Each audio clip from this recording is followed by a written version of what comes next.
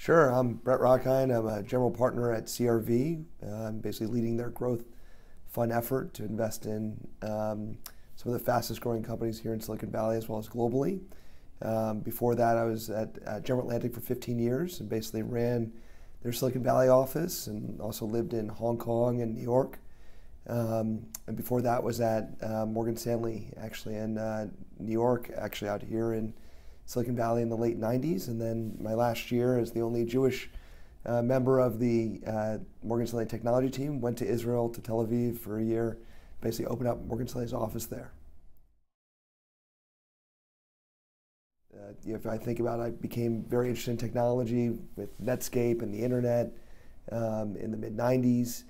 And this is the land of that. You think of Facebook, you think of Google, you think of Apple, Uber, Airbnb. All of the major companies are based here, outside of those that I've seen in China, like Alibaba and Tencent and Baidu and Didi and Meituan. So I think of from a technology center, Silicon Valley and China are really the future, and they're the innovators. And I want to be right in the center of that innovation.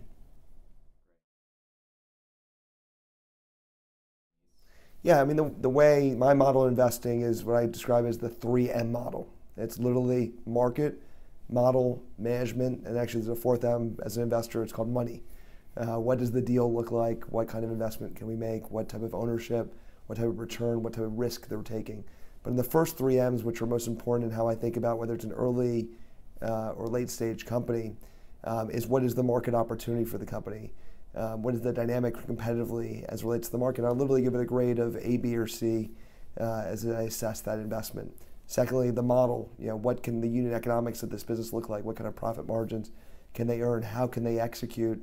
What kind of barriers to entry can they set up to drive that profit margin as well as their growth opportunity, somewhat related to the market? And the third is the management team. Can they execute? Can the entrepreneur, the founding team, can they do what they think they can with the opportunity presented with them, with the market and with the model? In some cases, if you think of it from the private equity perspective, you have more discretion in who the management team may be, and you may decide to buy a business because it's a great business and undermanaged, whereas I'd say in venture, you're really backing the founding team to execute on what the potential of the business may be.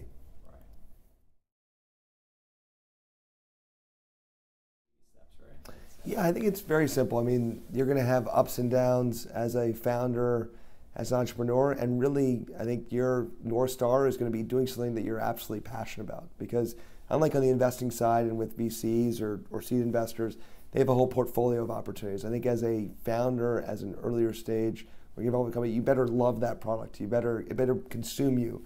You can't sleep at night because all you are is thinking about how to make that product better. And a lot of the most compelling founders, they were solving a need that they personally felt.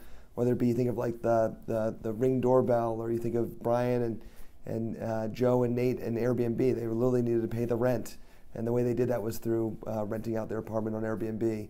Or Travis at Uber, he literally wanted to have his own private driver, and so that's where it started, obviously, with the Uber Black service. So understanding what you want and in a product and having that passion for it, because there's going to be really good days and really bad days.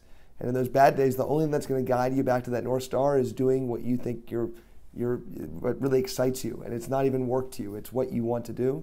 And I think that's most important over anything around, if you take the assessment of where there's a market opportunity, where there's the right business model. I'm thinking from an investor, from a founder, you should think almost the opposite. You should just think about the product and what you're most consumed by solving in terms of the problem that you're going after.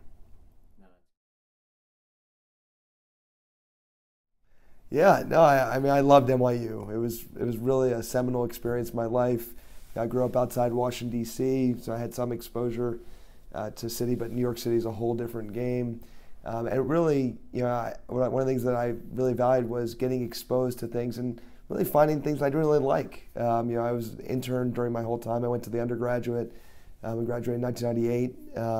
And I had internships cold calling as a stockbroker, and I really didn't like that, but I really actually enjoyed the personal relationship side of it. I worked at a hedge fund doing quantitative analysis.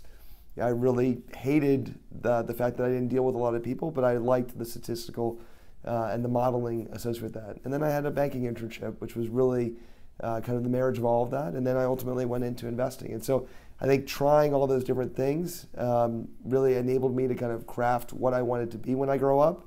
And a lot of things I determined I didn't want to do. I even worked on Capitol Hill for my senator in Maryland, and I really hated that experience, and that told me I want to have almost nothing to do with politics, at least from the standpoint of running for office or working on the Hill. But the nice thing that you get to do as an investor is you get to support people that follow your policies. So I think as an NYU student, really exploring, experimenting, doing all kinds of different things, both to figure out what you want to do and what you don't want to do, I think is probably what was the most valuable thing I did at NYU.